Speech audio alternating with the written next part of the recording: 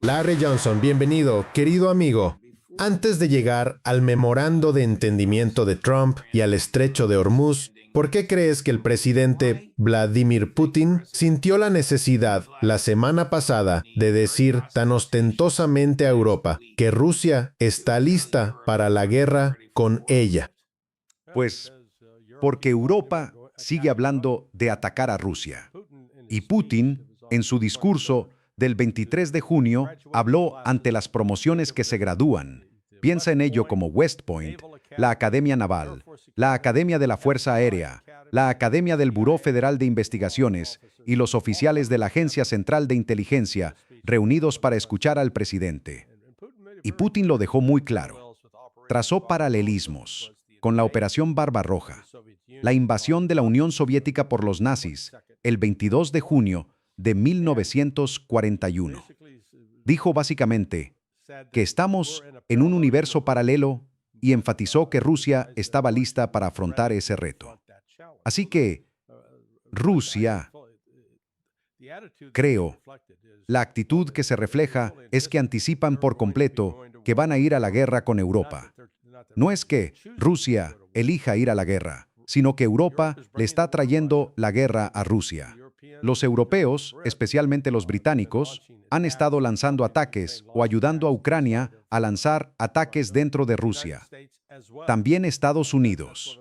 Eso es una de las cosas en las que, creo, Donald Trump realmente ha cruzado la línea.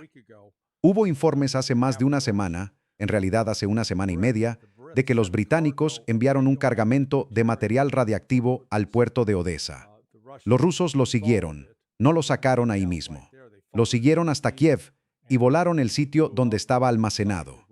Y hubo informes de que la radiación de fondo aumentó bastante en la zona. Así que Occidente está jugando con fuego nuclear absoluto. Figurativa y literalmente, nuestro amigo y colega que estuvo antes que tú, Alistair Crook, cree que, tras el fracaso de Trump en Irán, podría cambiar de rumbo y volverse más activo y agresivo de alguna manera en Ucrania y Rusia. Pero, ¿cómo se puede esperar que los rusos vean a los estadounidenses, ya sea Marco Rubio o esos dos promotores inmobiliarios, Witkoff y Kushner, como mediadores honestos y cuando Estados Unidos está ayudando activamente a Ucrania a combatir en la guerra? Pues no lo hacen. Y lo hemos escuchado de Peskov, el portavoz de Putin, de Ushakov, uno de los asesores cercanos de Putin, y de Lavrov, a quienes tú y yo conocemos. Básicamente han reconocido que el proceso de Anchorage, lo que se acordó allí, está muerto. No va a ninguna parte. Se están alejando de ello. Y Rusia ha cambiado de forma drástica su estrategia militar en la última semana y media. Está destruyendo todas las gasolineras en Ucrania. Eso es a lo que se ha dedicado en áreas clave. Se aseguran de que nadie pueda repostar gasolina en su coche. Ahora están dejando fuera de servicio las centrales eléctricas. Y esto va a la par de los avances constantes por todo el frente, desde el norte en Sumy, pasando por Kharkiv hasta Donetsk y Lugansk. Bueno, en su mayoría es todo Donetsk, porque ya controlan Lugansk, y avanzan hacia Zaporilla y Gerson. Todo esto ocurre en el contexto del ruido que viene de Occidente, sobre que Rusia está perdiendo, que Rusia está contra las cuerdas. La propaganda que sale de Kiev se vuelve más histérica cada día que pasa, y da a entender que si simplemente se deshacen de Putin, hombre, todo estará bien. Y ¿Han conocido a Medvedev? Saben, me gustaría presentárselos. Putin es el freno de una bomba nuclear, esencialmente, porque hay cada vez más rusos y políticos y líderes que insisten en que Rusia debe simplemente diezmar a Ucrania, sin piedad. Así que, si tuvieras que apostar sobre si una guerra global ¿Estallará empezando en Europa o en el Golfo Pérsico? Diría que ahora mismo apuesto por Europa. ¿Crees que hay una enorme presión sobre el presidente Putin para llevar la guerra a una resolución militar, lo que significaría un golpe devastador sobre Kiev? No, no creo que sea tanto presión.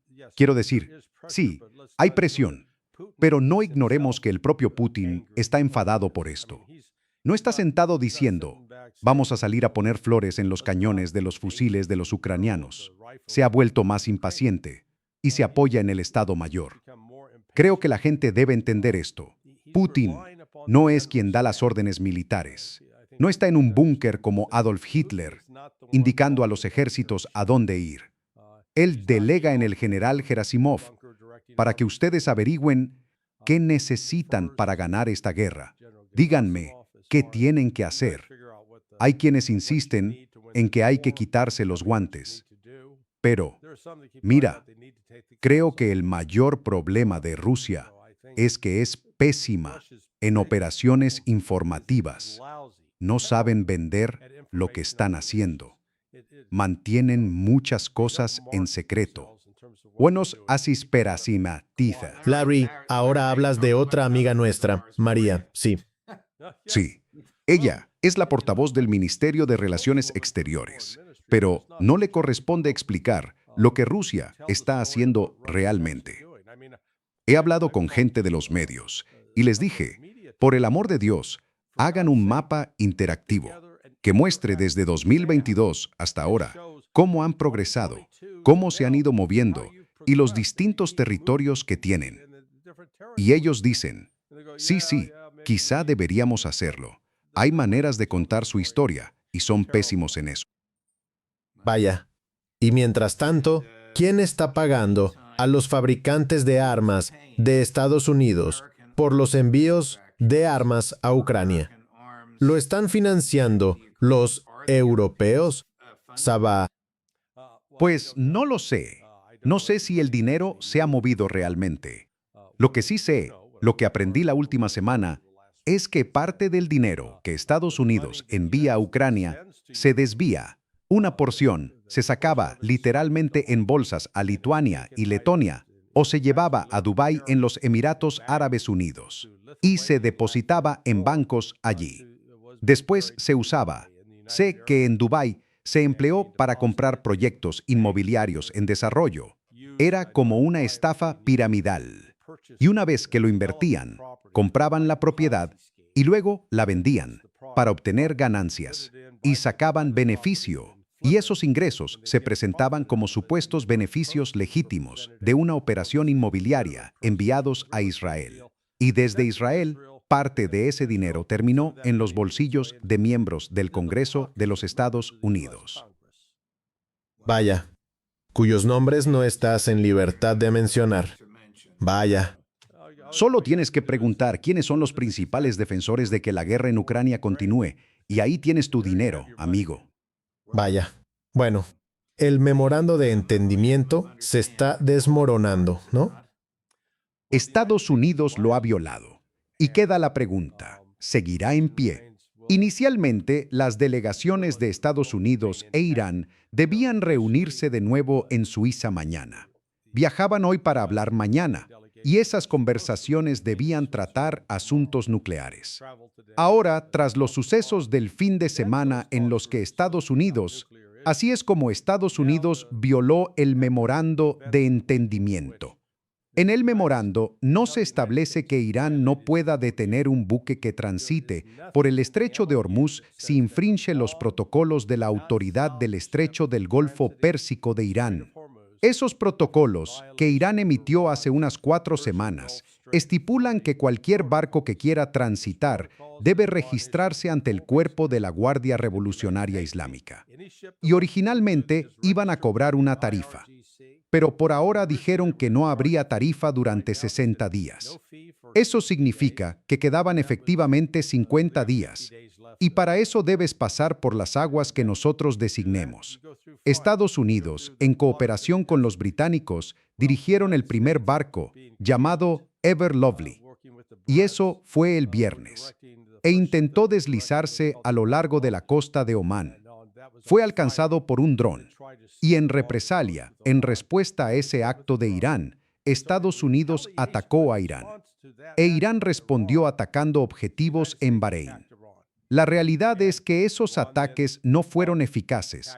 No estaban golpeando estructuras críticas en ninguno de los dos lados. Esto fue, como yo lo llamo, teatro político militar. Es como, bueno, te vamos a atacar. Y entonces Irán contraatacó. Eso fue el viernes. El sábado, 2 barcos intentaron cruzar, y Irán los atacó con más dureza. Dieron la vuelta y luego Estados Unidos lanzó lo que denominaron un ataque a mayor escala. De nuevo, no estaba golpeando nodos críticos ni matando a un gran número de iraníes. Y entonces Irán respondió bombardeando las bases aéreas, la Ali Salem en Kuwait y la base aérea Isa en Bahrein. Ahora bien, no había aeronaves de Estados Unidos en esas bases. Así que, de nuevo, esto fue más un contraataque simbólico. ¿Y qué hizo Estados Unidos? Se echó atrás. No dijo, no nos vas a golpear sin que nosotros respondamos. No, Estados Unidos se echó atrás. Qatar intervino y dijo, está bien, reunámonos el martes y hablaremos sobre el estrecho de Hormuz. Pero no hay nada que discutir porque la posición iraní es muy clara. Controlamos el estrecho de Hormuz.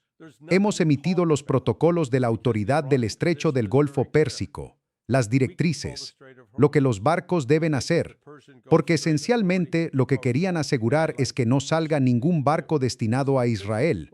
Han impuesto un bloqueo marítimo efectivo, al menos con respecto a las mercancías que salen del Golfo Pérsico con destino a Israel.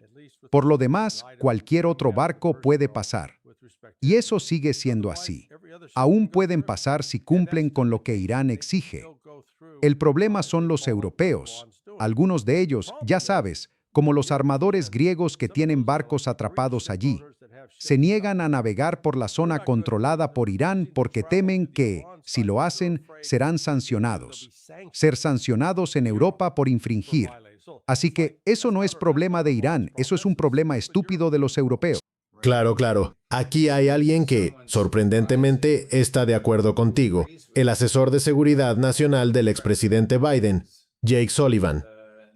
Mira esto. Chris, corta la 3. Si te fijas en cómo trabajan la redacción de los acuerdos, se fijan mucho en los detalles, no solo por ser abogados, sino porque quieren sacar ventajas de esos matices. Un ejemplo del memorando de entendimiento. La cláusula que dice que Estados Unidos renunciaría a las sanciones se refiere al petróleo. Y luego hay esta pequeña cláusula que dice «y derivados». ¿Qué son los derivados? El sector petroquímico. Ese es el segundo sector más grande de Irán. Ahora bien, creo que Estados Unidos realmente entendió lo que estaba firmando con eso, quizá no, pero Irán sabía que obtendría miles de millones de dólares solo por introducir esa palabra, y por eso llevas una delegación muy grande, porque buscas cualquier ventaja en esta negociación altamente compleja y detallada, y creo que mientras ellos traigan esa experiencia y nosotros solo llevemos a un par de tipos, la ventaja será para Irán. Sorprendentemente, los expertos iraníes que acompañaron al ministro de Asuntos Exteriores, Arachi, saben muchísimo más sobre negociación y sobre la industria petroquímica que el vicepresidente y los 2 agentes inmobiliarios de Trump. Fíjate también en la cláusula 5, el quinto párrafo de ese acuerdo, que trata del estrecho de Hormuz. Dice que Irán es el responsable de determinar cómo hacer que los barcos pasen de forma segura por el estrecho de Hormuz y salgan del Golfo Pérsico. No dice Irán, en consulta con Omán y los otros aliados del Golfo. No dice Irán y Estados Unidos. Dice únicamente Irán. Y eso es lo que puede decir Irán. Oye, estamos actuando según el memorando de entendimiento. Aquí no se menciona a nadie más. Se nos da el derecho de determinar cómo hacerlo de forma segura. Quedan suspendidos. Hemos suspendido los peajes por 60 días y luego ahí dice 60 días, solo que después de 60 días van a cobrar peajes a los barcos que quieran transitar por el Golfo Pérsico. Quiero decir, en cada asunto de esto, ya sea el primer párrafo que Estados Unidos violó abiertamente al atacar a Irán, al usar amenazas, las cuales estaban prohibidas en esa versión, hasta el quinto párrafo donde se le dio a Irán el derecho de determinar cómo hacer pasar los barcos por el Golfo Pérsico. Nadie más. Hay otro actor aquí, y usted lo ha analizado en una serie fascinante en Sonar 21, su sitio web, La industria de los seguros. Es decir, ¿puede algún propietario de un petrolero enviar a uno de esos colosos por allí sin seguro? Bueno, solo si quieren asumir el riesgo. Y ese es el problema. Los armadores dicen, ya sabe, si vamos a asumir el riesgo de atravesar, queremos asegurarnos de no ser multados por violar las sanciones europeas. Queremos asegurarnos de no toparnos con una mina que haga estallar nuestro barco. Si un barco resulta dañado, pues, ¿quién va a pagar eso? Así que, en gran medida, están bastante atrapados. El número de barcos que cruzan el estrecho es bastante bajo. Hay un sitio web excelente. No tengo ninguna relación con él. Se llama marinetraffic.com y es un mapa global de toda la actividad marítima del mundo.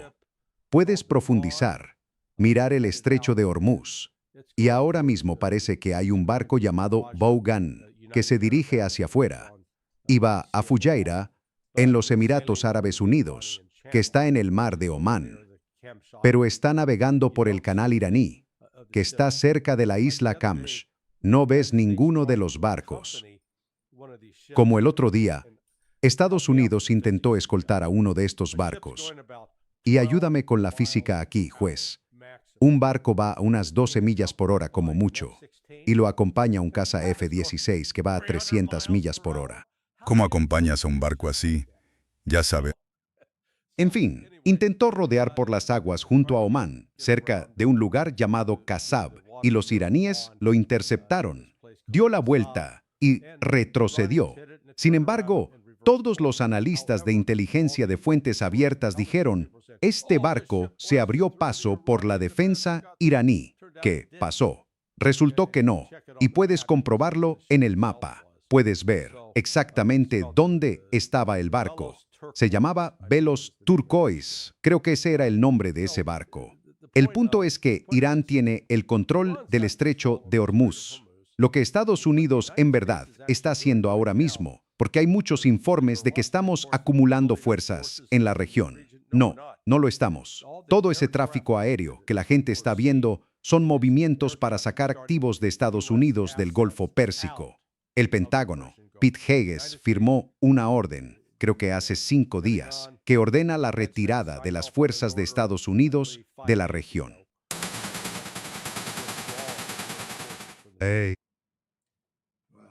Quiero decir, el Pentágono entiende que una presencia masiva de Estados Unidos en Oriente Medio ya no está indicada. ¿Tiene sentido? Bueno, de todas formas, no está ahí. Por ejemplo, en la base aérea Al-Udeid, en Qatar, que es la mayor base militar de Estados Unidos en toda la región, ha sido la plataforma de lanzamiento. Como cuando fui a Irak en 2006 por orden del Comando Conjunto de Operaciones Especiales, pasé por Al-Udeid, subí al avión allí y luego volé hacia Irak. Existe algo llamado Centro Combinado de Operaciones Aéreas, como lo llaman en el entorno militar. Y ese Centro Combinado de Operaciones Aéreas controlaba todo el tráfico aéreo, todo lo que se movía por el aire, hasta el Mar Negro, al sur, hacia Pakistán, Afganistán y luego hacia el Mar Mediterráneo. Ese centro combinado tenía representantes de varias naciones y estaba conectado a un radar, ese radar de $1.000 millones que solía estar en Al-Udeid, y podíamos saber de inmediato si había lanzamientos de misiles desde Irán. Pues ese radar está destruido. Los radares están destruidos. Y el Centro Combinado de Operaciones Aéreas ahora ha sido reubicado, creo, en Carolina del Sur. en la base aérea Shaw. Vaya, ¿cómo ves que termine esto? Quiero decir, este memorando de entendimiento fue un legítimo punto de partida hacia negociaciones serias o solo una pausa en los combates. Suena a que no es una pausa si los combatientes ya están empezando a volver a casa. Pero Trump tiene un problema económico serio que todavía no se reconoce. Los mercados son muy engañosos en ese aspecto. La gente está obsesionada con el petróleo. ¿Y? El petróleo. Seguimos con cantidades reales de crudo muy reducidas. El mercado en papel, ya saben, los mercados de futuros, dicen que el petróleo está a 70 o 65 dólares. Pero alguien que conozco, que es operador en el terreno, dijo, encuentra a alguien que tenga dinero para pagar 75 dólares por barril. Ve a buscar un barco que tenga un tanque lleno de petróleo y que esté por atracar, y mira si puedes comprarle el petróleo a 75 dólares por barril. No va a pasar. Vas a pagar 140 dólares por barril. Esa es la realidad parcial. Pero especialmente con el helio, el azufre y la urea.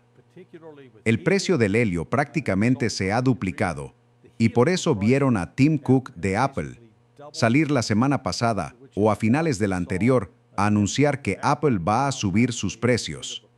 Así que el iPhone más barato va a subir 50 dólares. El iPhone de gama alta subirá 200 dólares. ¿Por qué? Porque los chips de los ordenadores se fabrican usando helio. El precio del helio subió y fabricar chips se encareció. Y ese efecto inflacionario no solo le va a afectar a Tim Cook. Cualquier sistema que use chips va a costar más, sustancialmente más. Lo mismo ocurre con el azufre. El azufre se ha duplicado de precio y se usa en muchos procesos petroquímicos, además de la industria metalúrgica. Otra vez, aún no lo hemos visto de forma clara, pero esos precios están subiendo. Y además Trump tiene el problema de que la reserva estratégica de petróleo se está vaciando. Y a este ritmo, probablemente estará en un nivel crítico en el que ya no se podrá extraer más en unas 3 o 4 semanas. Ahí es a donde se dirige. Eso crea problemas para lo que llaman los destilados medios. Así que, cuando se refina el petróleo, de un barril entero, alrededor del 30%, ahí es de donde sale el petróleo que se convierte en diésel o en combustible para aviones. Y las refinerías que procesan diésel o combustible para aviación tienen que elegir una u otra. No lo echan ahí y ya. No es como abrir un grifo y que salga una cerveza rubia por un lado y una Guinness por el otro. No. Tienes que decidir qué necesitamos producir hoy. ¿Necesitamos diésel o combustible para aviación? Además, si Estados Unidos intensificara y continuara esas operaciones aéreas en el Golfo Pérsico, eso lo agotaría aún más. Parece que Trump intenta encontrar una manera de salir del Golfo Pérsico. Pero, de facto, la mayoría de las bases que Estados Unidos ocupó ya no están ocupadas, porque eran demasiado peligrosas. Vaya, ¿la Casa Blanca entiende lo que acabas de explicar? Eso espero. No es como si tuviera información ultrasecreta. Es información pública. Solo hay que prestarle atención. Mira, toda la industria petrolera está enredada.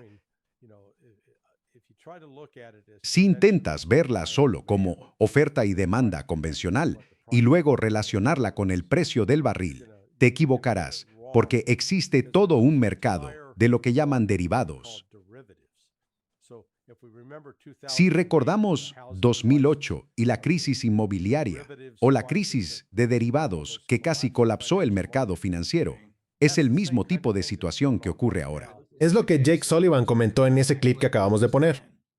Sí, eso es lo que está pasando. La única diferencia es que ayer hablé con Alex White de Reportify. Dice que ese mercado es del orden de un cuatrillón, ¿vale?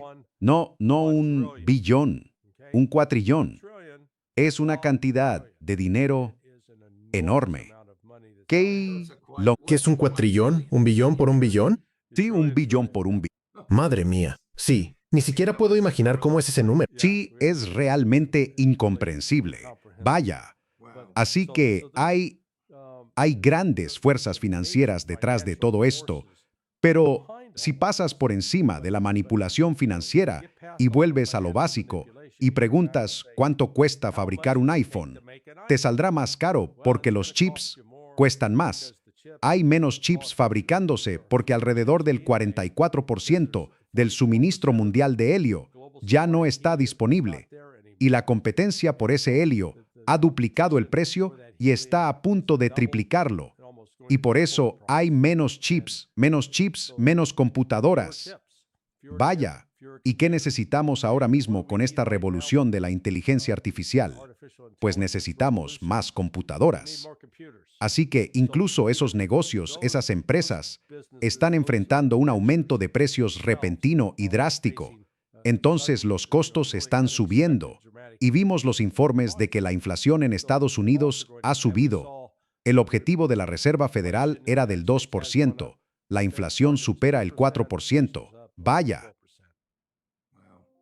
Larry, muchas gracias, mi querido amigo. Excelente análisis. Esperamos verte al final. Allá abajo hay un cuatrillón. Sí. Bye. Mucho dinero. Sí. Sí. Esperamos verte a finales de la semana. Gracias, amigo. Que te vaya bien. ¿Está bien? Adiós. Más tarde hoy, a las 2.